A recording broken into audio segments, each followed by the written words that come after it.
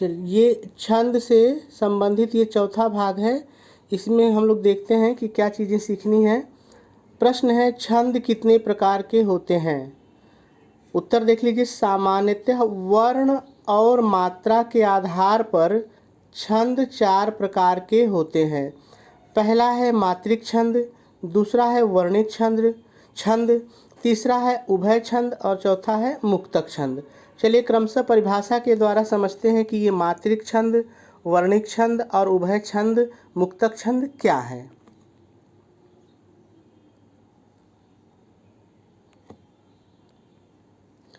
चलिए सबसे पहले देखते हैं कि मात्रिक छंद क्या है। यह छंद मात्रा की गणना पर आधारित होता है, इसलिए इसे मात्रिक छंद कहा जाता है। यानी कि जिन छंदों में मात्राओं की समानता के नियमों का पालन किया जाता है किंतु वर्णों की समानता पर ध्यान नहीं दिया जाता, उन्हें मात्रिक छंद कहा जाता है। मात्रिक छंद कौन कौन से हैं देख लीजिए। दोहा, सोरठा, रोला, चौपाई, कुंडलिया, ये सब कैसे छंद हैं? मात्रिक छंद हैं। अब इस परिभाषा को मेरे शब्दों में आप समझिए।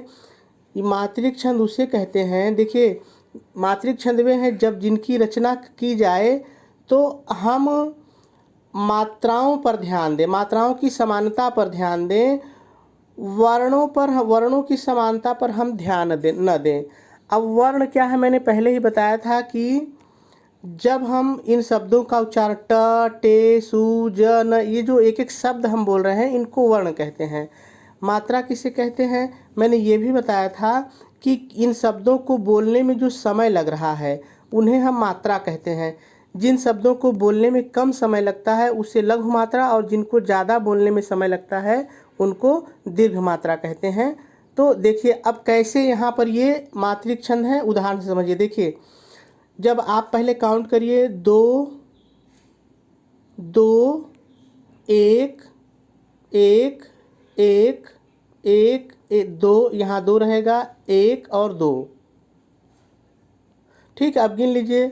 2 3 2 5 6 7 8 9 10 11 12 13। तो देखिए पहले चरण में 13 मात्रा आ रही है।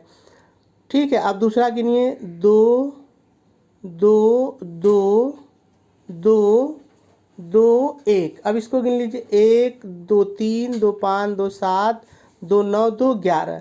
इसमें 11 मात्राएं आ रही हैं। आप फिर इसको गिनेंगे तो इस चरण में भी जो है आपको 13 मात्राएं मिलेंगी। इस चरण को गिनेंगे तो पुनः 11 मात्रा आपको मिलेगी।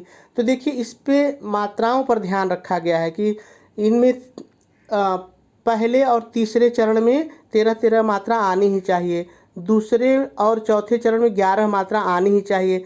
तो यहाँ हम मात्राओं का ध्यान रखे हुए हैं, इसलिए ये मात्रिक छंद नहीं है।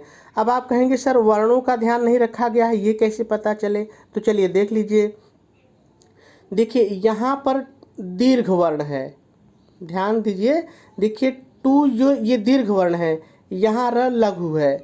तो यहाँ पर ये ध्यान नहीं दिया गया है कि यहाँ दीर्घ आया है तो यहाँ भी दीर्घ आया, इसका ध्यान नहीं रखा गया है। जैसे यहाँ दीर्घ है तो यहाँ देखिए लघु है। तो यहाँ पर वर्णों की समानता का ध्यान नहीं रखा गया है, केवल मात्राओं की समानता का ध्यान रखा गया है, इसलिए ये मात्रिक छंद है। चलिए आगे देखते हैं।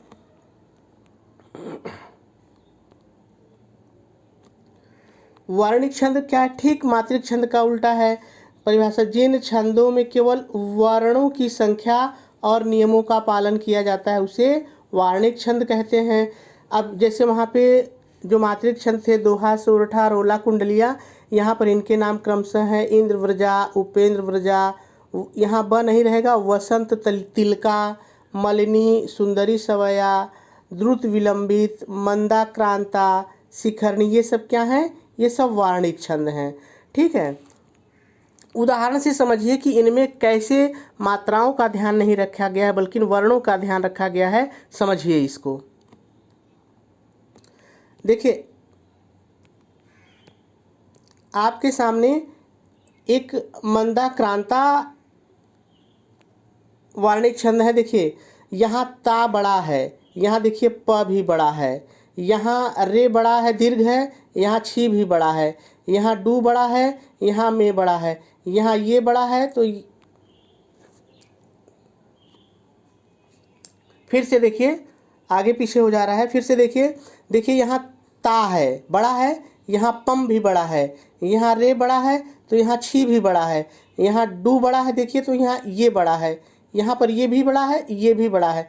देखिए यहाँ त छोटा है, यहाँ भी त छोटा है, यहाँ म छोटा है, यहाँ भी म छोटा है, यहाँ ट छोटा है, चू छोटा है, ल छोटा है, र छोटा है। तो आप देखेंगे कि इसमें वर्णों की समानता है। अगर ऊपर छोटा है तो नीचे भी छोटा है, ऊपर बड़ा है तो उसी क्रम में नीचे भी छोटा है, ठीक है। तो ये वर्ण की समानता है। इसमें भी देखिए भ बड़ा है ना तो नी बड़ा है, में बड़ा है तो ला बड़ा है, यहाँ र छोटा है तो देखिए यहाँ अ छोटा है, यहाँ मी बड़ा है तो यहाँ अन्नम भी बड़ा है। तो यहाँ वर्णों की समानता है, यहाँ मात्राओं की समानता पर ध्यान नहीं दिया गया है, इसलिए ये दोनों कैसे छंद हैं, ये वर्णिक छंद हैं। ये वर्णिक छंद हैं क्योंकि वर्ण की समानता पर ध्यान दिया गया है। ठीक है, आगे देखते हैं।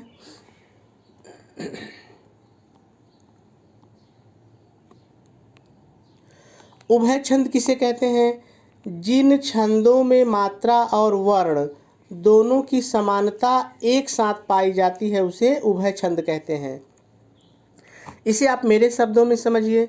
ये कह रहा है कि जब कोई छंद, कोई काव्य की रचना की जाए और उसमें मात्रा का भी ध्यान दिया जाए कि छोटा बड़ा एक समान रहे, और वर्ण का भी ध्यान दिया जाए, तब ऐसी रचना को हम उभय छंद कहते हैं। यानी मात्रा पर भी हम ध्यान दें और वर्ण पर भी। चलिए, मुक्तक छंद क्या है? देखिए, मुक्त का मतलब होता है फ्री, यानी इसमें कोई बंधन नहीं है। इन छंदों में स्वच्छंद छंद भी कहा जाता है। इनमें न तो मात्रा का ध्यान रखा जाता है और न ही वर्णों की संख्या निश्चित होती है। भाव के अनुकूल यति विधान, चरणों की अनियमितता, यानी इसमें यति विधान इन सब का भी ध्यान नहीं, चरण का भी ध्यान नहीं दिया जाता। 4 ही चरण होंगे कि 2 चरण होंगे, कितने, ये भी ध्यान नहीं दिया जाता।